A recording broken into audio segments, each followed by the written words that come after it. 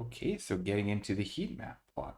This is a really valuable plot in our bivariate analysis because the correlation matrix fits really nicely into this. So although the heat map isn't essentially isn't a correlation matrix by default, we most commonly put that correlation matrix into the heat map to highlight kind of where there's more activity in our data set, which relationships do we want to focus on versus not focus on.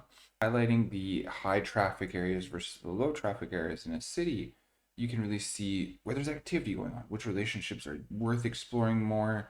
A really important thing when you're using this is to note this, make sure that you're actually seeing the correlation that's displayed here.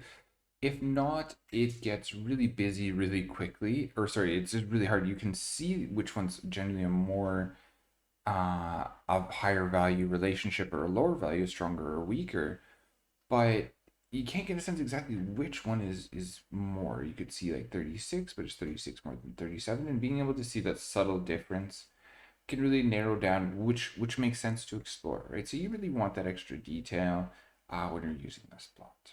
Okay.